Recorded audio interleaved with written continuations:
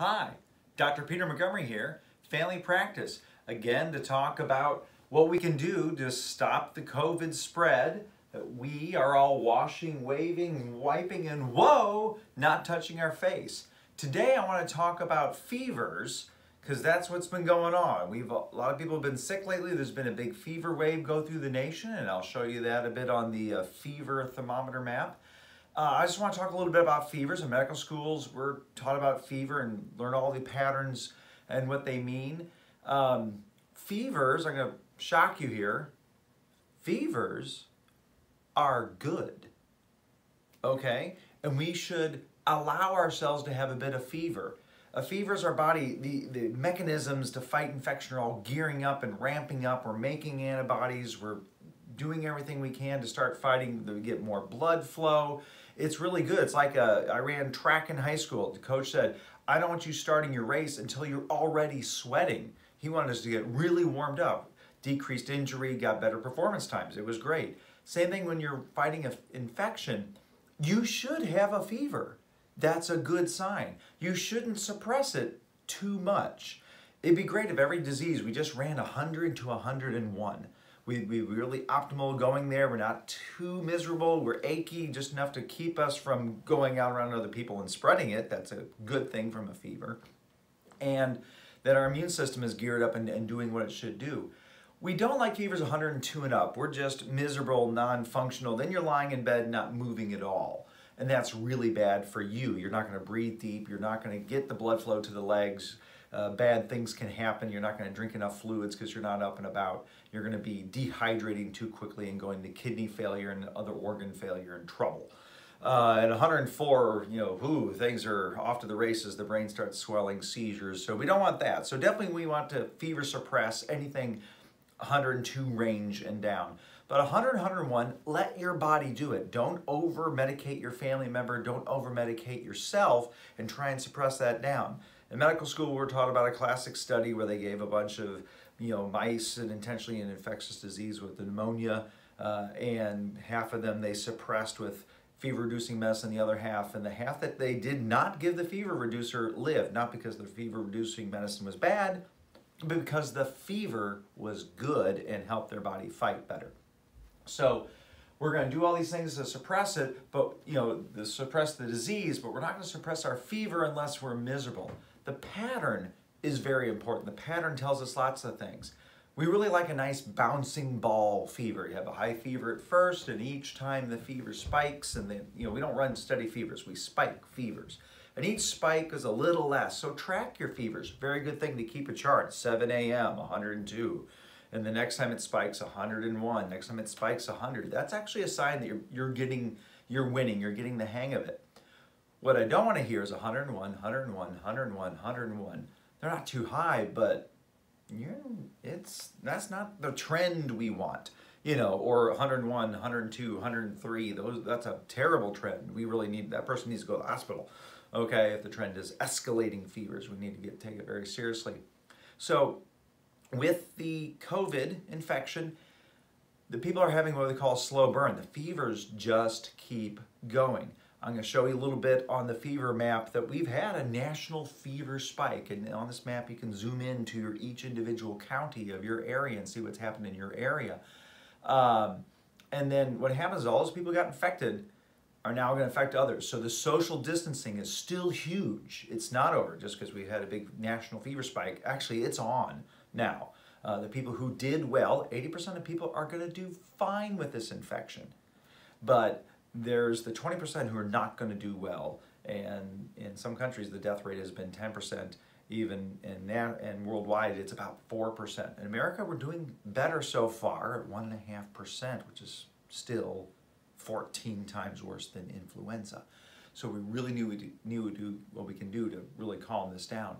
So let's have you go to the fever map now. I'm going to kind of show you where we're at and watch the pattern and try to encourage you that that we're in the midst of it. We can do something about it, and we really need to keep doing the social distancing part, the waving part, and the washing and wiping and not spread the virus because it's out and about in the community now. We need to be the most excellent version of ourselves now with the social distancing and not spreading the disease.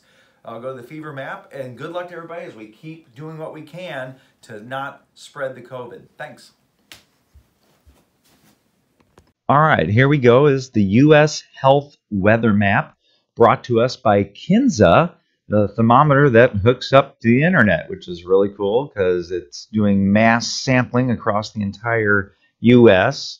And here it is, up to date for today. And I looked at this a couple days ago when I showed you my tracking video. Florida was red hot all along the coast. And now it's not. It's actually cooled down a little bit there. Texas was just red hot along the coast, and now it's spreading more inland. New York, and actually up into New York State, was all red, and that's actually calmed down to just orange. And New Jersey, it's moved down there. The other day, Michigan, all of this up in the Upper Peninsula and this whole top half of Michigan was all red and is not so much anymore. And California is remaining cool, as they always are. I have lots of friends there. And the atypical things that are where it's higher than it normally is for the year, again, New York, New Jersey, along the coast, along Texas, and of course, Florida, again, the coast where the spring breakers were, but not so much in the middle. And Chicago's a little hot, and Michigan, as I said, is still a bit warmer than normal. And California is not warmer than normal. Going again back to the observed, and they have a national trend here, and you can zoom into your individual area. So the blue line along here is the national normal trends for this year. During the summer, we get less sick. And we're in the trend, and we spiked, and we have been coming down for about 5 or 6 days here. So my assumption, looking at this, some infection came along and hit the country here about a couple weeks ago, and there's a sharp change there about March 1st, exactly what everything shows on the other maps. March 1st was day one of this, and about a 3-week to peak of fevers and coming down. Now we're having delay in people then feeling sick and having their person-to-person spread, and people actually seeking the testing. We're ramping up testing greatly, and I'll show you that map in just a little bit.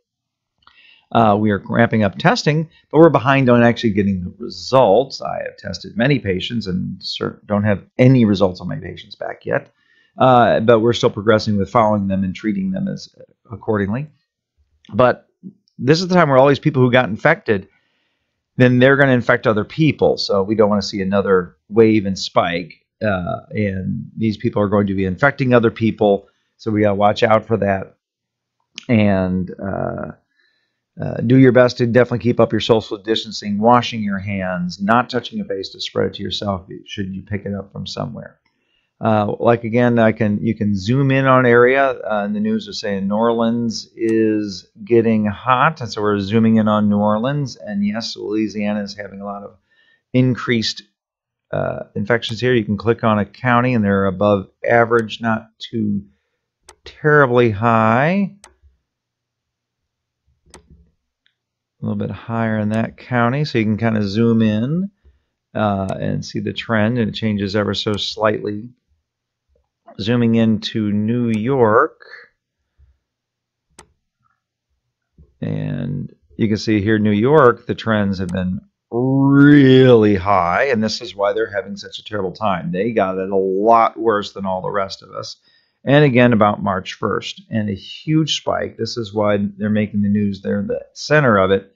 They're getting it real bad. Here's Kings County right next to Queens. Everybody knows Queens. I wonder how many people know about Kings out here in the Midwest where I'm at. Out here on Long Island. And getting into New Jersey. So, wow, I can really zoom in there. Nice. And so they've had some horribly high spikes here. And they're coming down, but the problem is all these people who are infected here have now infected other people, hopefully less and less, if they're really being good with their social distancing. So definitely a time to definitely keep up that social distancing, because the last thing we need is another wave here. So everybody keep doing what you can do here. California, huge area, Los Angeles County and Orange County. Huh. Well, they had a little spike, still in the normal range, and really dropping. So either they're really good at social distancing, but I've seen pictures of them on the beaches. Didn't seem like they were. But again, that's just photos. That's the picture. Maybe that's not reality. Reality is they're really below average, and hopefully they're not going to get the terrible New York wave. I am not a world-class epidemiologist. I do not work for the CDC. This is my take and how I'm seeing it, but I think they're doing a really good job. I'd like to, give the entire state of California and bit of Nevada kudos for doing a really good job of social distancing, and hopefully they can handle it. Not sure what's happening in Michigan here, and this is actually less. And there's a thing on trends here that they're cooling off, but they're still hotter than everybody else has been lately. So you can still see like the past because they're hotter than other areas. Again, going back to the national, California is really keeping it cool. New York's been hotter, so they're a lighter color. They're actually not increasing at the moment. No one's really increasing at the moment. So I think nationally we've turned a corner. But I'm afraid all those people who got infected then will hit the next group of people, hit the next group of people. So again, keep doing the social distancing.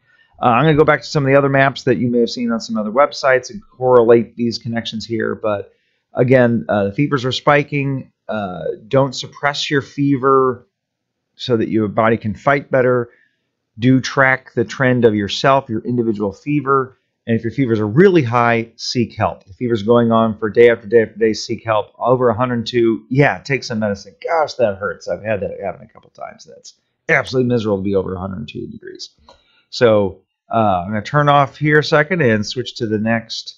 All right, here's the COVID tracking population for the U.S., showing how many tests we've done. Awesome job, America. We did 100,000 tests just in the last day. But sadly, so much that we have 60,000 tests still pending.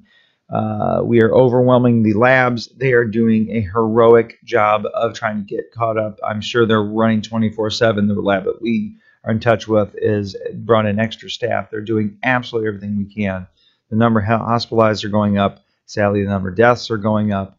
We're keeping the death rate just a little bit over 1%. Keep going. I have friends who are ICU doctors, and they are gearing up. Even here in the Midwest, in New York City, they are really sweating and working it out. Hang in there, guys. Starbucks is offering free coffee for medical workers, so to keep you going. So thank you, Starbucks. So hospital testing, we need to ramp up our testing. To keep on the same level as Germany, we'd actually have to triple to quadruple our number of tests per day. Germany has got the lowest death rate on the another tracking map I'll show you because they're testing. That they have a lower rate of people tested because they have more people tested. And so that's a good thing. They have a better sense of where the virus is and where it's not, so they can get resources there. We need to keep ramping up our testing and get our testing supplies out there so we know where it's at. So that's the U.S. mapping site for the testing. And here's the Johns Hopkins world map of total confirmed tested deaths and people recovered. Here's the world trend over here to the right in the orange graph. And you can break it down by country.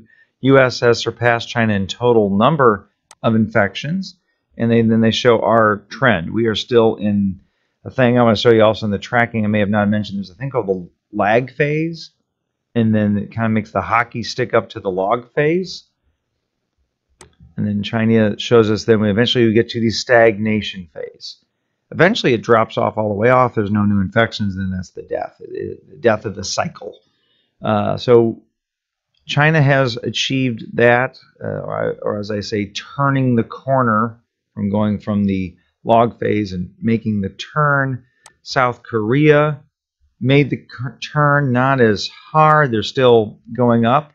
The only other place that truly have shown that make the curve is the Diamond Princess. They had lag phase, log phase, and stagnation. Now, obviously, these people have gone home, but they continue to follow them. 7 out of the 3,500 people on the boat, 700 got infected. So that's a 20% infection rate. That's actually similar to what we're seeing in the rest of the world. I mean, the Diamond Princess was the world. The death rate, 10 people died. That's a 1.5% death rate. That's where we're getting here in the U.S. People got really good quality care right off the bat. That was the death rate. So I think that's what's possible if you really get on it and control the outcomes as best you can. So lag phase, log phase, stagnation, and we can look at a country like Italy. And lag phase, log phase, not quite gotten the stagnation, but the less steep the incline, the closer you are to actually getting to the stagnation phase. So they're no longer as steep as they used to be. The U.S. really steep right now. Spain, waiting for the numbers. I'm getting some lag here. It was showing me everything really pretty here a second ago. So I'll call this technical glitch. Germany, not as steep as it was. Spain, calming down. France, Iran's not as steep, and everything moved on me. Iran's not as steep. They had it earlier. They were steeper before. They're calming it down. They're sadly having another uptick here. You can see the change in the curve is trying to go back up. They're not heading towards stagnation. They were starting to, and something changed. So hopefully their professionals were on that and working on that.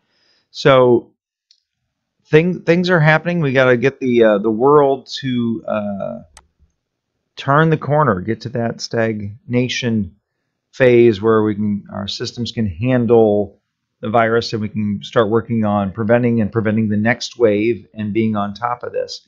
So I think everybody's doing a fantastic job. These are my tracking sites that I look at, the COVID tracking project, seeing how much testing we do in the U.S., the World Tracker. Wikipedia shows a lot of graphs that I haven't seen in other places. That also lets you know that things are turning the corner. At least in Italy, they're not having as many new cases. And the fever tracker for Kinsa. So that's where I go to check my tracking once a day to get an idea to tell you what you're doing. So to review, fever is good. Track it on yourself. We're tracking the country, but track it on yourself. If you have the ping bouncing ball fever pattern, that's a sign that you're doing well. If the fever keeps staying steady, or even worse, keeps increasing, that's a sign we need to do something, get help. I'd say 3 or 4 days of steady fever, contact your health system in our area, then we would do a screening, see if you qualify for COVID testing. And so I strongly recommend you get that.